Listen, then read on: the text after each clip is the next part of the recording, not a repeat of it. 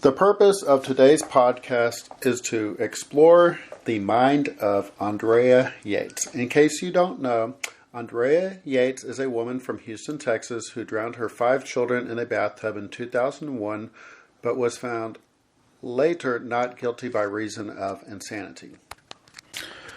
Many reasons for this outcome in the legal case was because of her severe postpartum depression, postpartum psychosis, and schizophrenia leading up to the murders.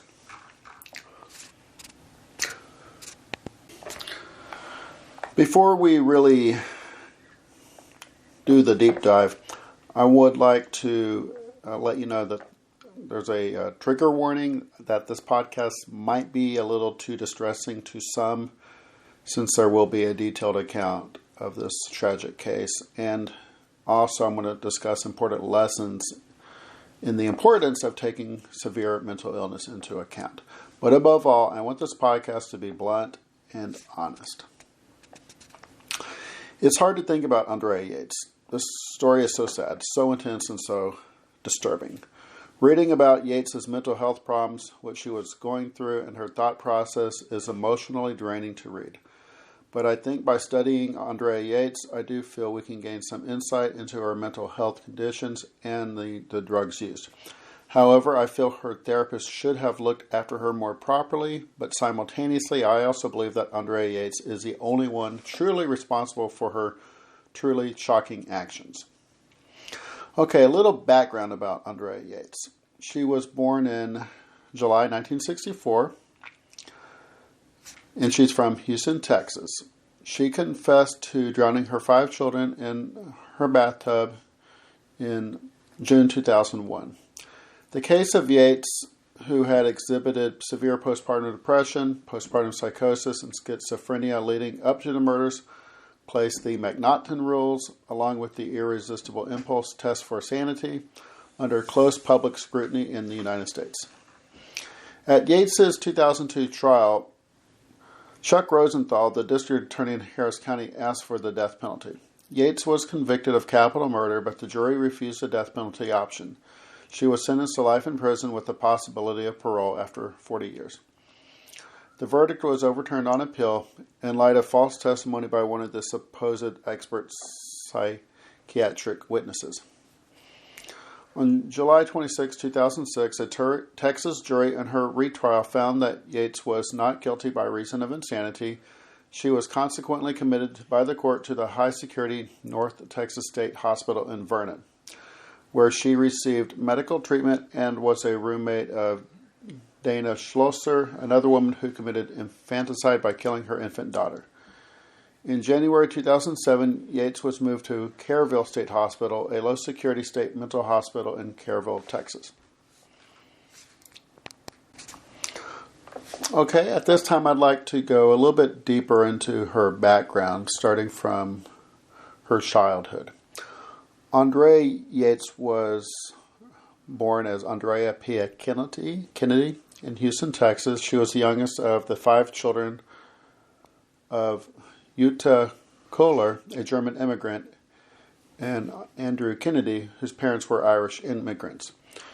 Yates suffered from bulimia and depression during her teenage years, and at age 17, she had spoken to a friend about suicide.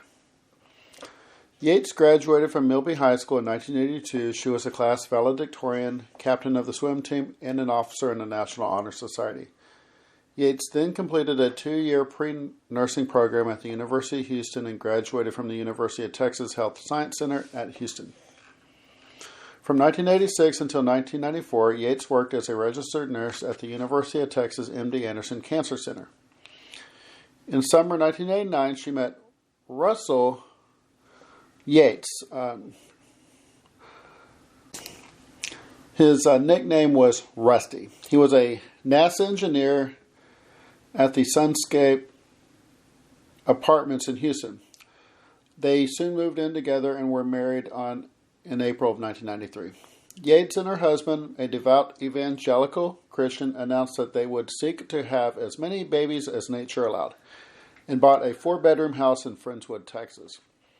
Their first child, Noah, was born in 1994, just before Rusty accepted a job offer in Florida, causing them to relocate to a small trailer in Seminole.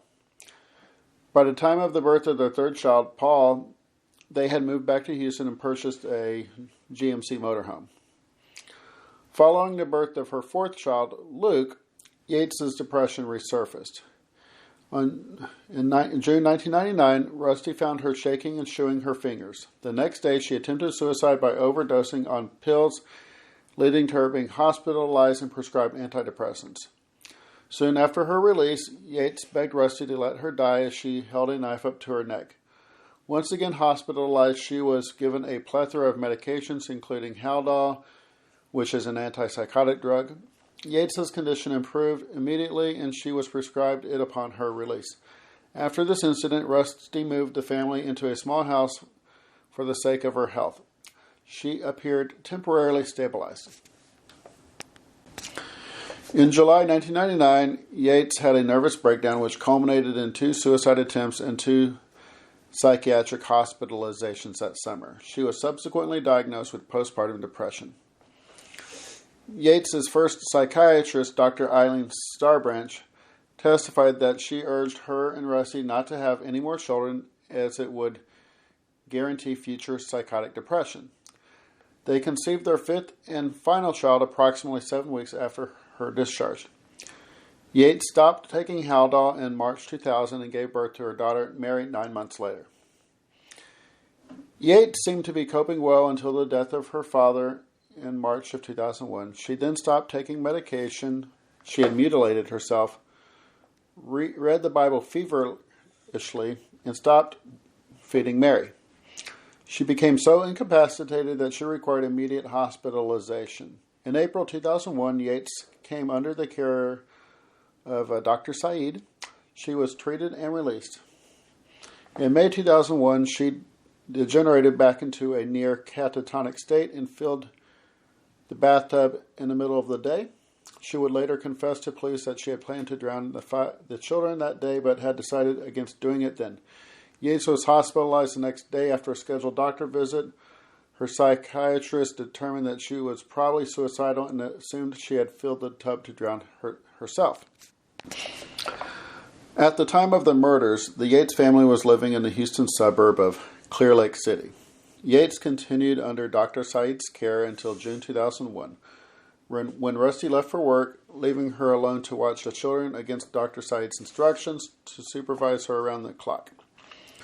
Rusty's mother, Dora Yates, had been scheduled to arrive an hour later to take over for Andrea. In the space of that hour, Andrea Yates drowned all 5 children. Yates started with John, Paul, and Luke, and then laid them in her bed. She then drowned Mary, whom she left floating in the tub. Noah came in and asked what was wrong with Mary. He then ran, but Yates soon caught and drowned him. She left him floating in the tub and laid Mary in John's arms in the bed. She then called the police, repeatedly saying she needed an officer but refusing to say why. She then called Rusty and told him to come over right away. Fast forward to the trials. Yates confessed to drowning her children.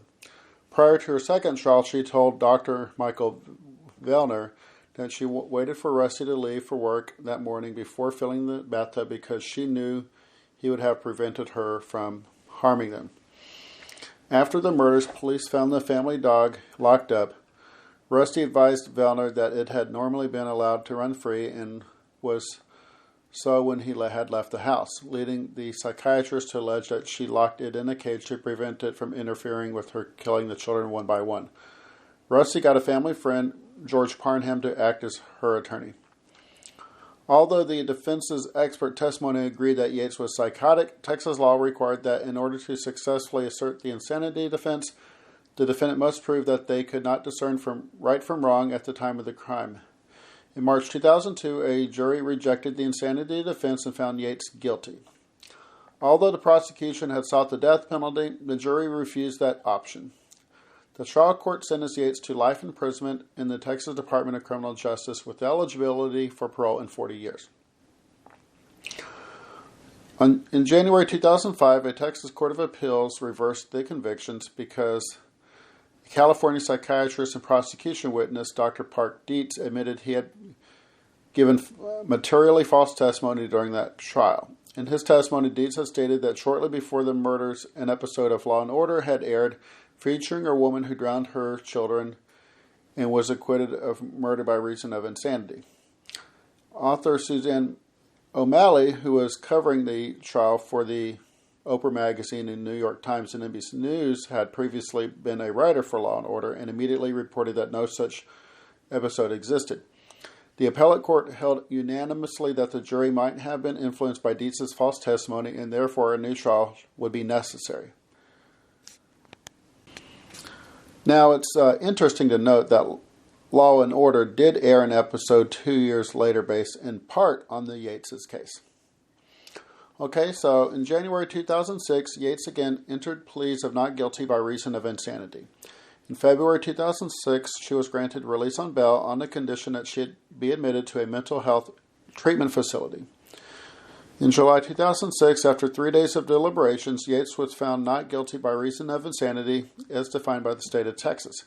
She was thereafter committed to the North Texas State Hospital, Vernon campus. In January 2007, she was moved to the Kerrville State Hospital, a low-security mental facility in Kerrville, Texas. Although psychiatrists for both the prosecution and the defense agreed that Yates was severely mentally ill with one of several psychotic diseases at the time she killed her children, the state of Texas asserted that she was, by legal definition, aware enough to judge her actions as right or wrong despite her mental defect. The prosecution further implied spousal revenge as motive for the killings, despite the conclusion of defense experts that there was no evidence to support such a motive. Although the original jury believed she was legally aware of her actions, they disagreed that her motive was spousal revenge. Okay, now I'd like to examine Rusty Yates, her husband. According to trial testimony in 2006, Dr. Saeed advised Rusty Yates not to leave his wife unattended. However, Rusty began leaving her alone with the children in the weeks leading up to the drownings for short periods of time, apparently believing it would improve her independence despite her doctor's instructions. Rusty had announced at a family gathering the weekend before the drownings that he had decided to leave Yates home alone for an hour each morning and evening so that she would not become totally dependent on him and his mother for her maternal responsibilities. Yates' brother Brian Kennedy claimed during a broadcast to CNN's Larry King Live that Rusty expressed to him in 2001 while transporting her to a mental treatment facility that all depressed people needed was a swift kick in the pants to get them motivated. Yates' mother expressed shock when she heard of Rusty's plan while at the gathering with them, saying Yates wasn't stable enough to care for the children. She noted that Yates demonstrated that she wasn't in her right mind when she nearly choked Mary by trying to feed her solid food. According to authors Susie Spencer and Suzanne O'Malley, who investigated her story in great detail, it was during a phone call Dr. Saeed made to Rusty during the breaking news of the killings that Saeed first learned that she was not being supervised full-time. Yates' first psychiatrist, Dr. Starbranch, says she was shocked to disbelief when, during an office visit with the couple, they expressed a desire to discontinue her medication so she could become pregnant again. She warned and counseled them against having more children and noted in a medical record 2 days later, quote, apparently patient and husband plan to have as many babies as nature will allow. This will surely guarantee future psychotic depression. Nevertheless, Yates became pregnant with her fifth child, Mary, only 7 weeks after being discharged from Dr. Starbranch's care on January 12, 2000. Rusty stated to the media he was never told by psychiatrists that Yates was psychotic, nor that she could harm the children, and that had he known otherwise, he would have never had more children. He had stated, quote, if I'd known she was psychotic, we'd never have even considered having more kids, as he had stated to the Dallas Observer. However, Yates revealed to her prison psychiatrist, Dr. Melissa Ferguson, that prior to their last child, she had told Rusty that she did not want to have sex because Dr. Starbranch had said she might hurt her children. Rusty, she said, simply asserted his procreative religious beliefs, complimented her as a good mother, and persuaded her that she could handle more children. O'Malley had highlighted Rusty's continuing sense of unreality regarding having more children. During the trial, he'd successfully maintained the position that Yates would be found innocent. He had fantasies of having more children with her after she was successfully treated in a mental health facility and released on the proper medication. He worked his way through various fixes for their damaged lives, such as surrogate motherhood and adoption, which horrified her family, attorneys, and Houston psychiatrists, before giving in to reality. Okay, now let's take a look at the medical community. Rusty had contended that as a psychiatrist, Dr. Saeed was responsible for recognizing and properly treating Yates' psychosis, not a medically untrained person like himself. He claimed that despite his urging to check her medical records for prior treatment, Dr. Saeed had refused to continue her regimen of the antipsychotic Haldol. The treatment had worked for her during her first breakdown in 1999. The real question to me is, how could she have been so ill in a medical community not diagnose her, not treat her, and obviously not protect our family from her? Rusty testified that he never knew that she had visions and voices. He said he never knew she had considered killing the children. Neither did Dr. Saeed, even though the illusions could have been found in medical records from 1999. He reluctantly prescribed Haldol, the same drug that worked in a drug cocktail for her in 1999. But after a few weeks, he took her off the drug, citing his concerns about side effects. Though her condition seemed to be worsening 2 days before the drownings, when Rusty drove her to Dr. Saeed's office, he testified that the doctor refused to try Haldol longer or return her to the hospital. Rusty added that his wife was too sick to be discharged from her last stay in the hospital in May 2001. He said he noticed the staff lower their heads as if in shame and embarrassment, turning away without saying a word. The hospital had no other choice due to the 10-day psychiatric hospitalization insurance constraints of their provider, Blue Cross Blue Shield, subcontracted by Magellan Health Services. Okay, I'd like to now explore antidepressants and homicidal ideation. Rusty and his relatives claimed a combination of antidepressants improperly prescribed by Dr. Saeed in the days before the tragedy were responsible for Yates' psychotic behavior. According to Dr. Dolan, the executive director of the Medical Accountability Network, the word homicidal ideation was added to the warning label of the antidepressant drug Effexor as a rare adverse event in 2005. Yates, she said, had been taking 450 milligrams, twice the recommended maximum dose, for a month before killing her children. Dr. Lucy Puryear, an expert witness hired by Yates' defense team, countered this contention regarding the administration of her antidepressants, saying the dosages prescribed by Dr. Saeed are not uncommon in practice and had nothing at all to do with her re-emergent psychosis. She suggested rather that Yates' psychosis returned as a result of the Haldol having been discontinued by her doctor 2 weeks earlier. The oral form of Haldol takes 4 to 6 days after discontinuation to reach a terminal plasma level of 1.5%. which is a medical standard for complete elimination of a drug from the body. Okay, now I'd like to go into the religious influences. Media outlets had alleged that Michael Voroniki, an itinerant preacher from whom Rusty had met while attending Auburn University, bore some responsibility for the deaths due to certain teachings which were found in his newsletter titled The Perilous Times, which the Yateses had received on occasion and which was entered into evidence at the trial. Both Voroniki and Rusty have rejected those accusations. Rusty said that his family's relationship with Voroniki was not that close and that Voroniki did not cause her delusions. Voroniki maintained that his correspondence with them was intended to help them strengthen their marriage and find the love that he says his own family had found in Jesus.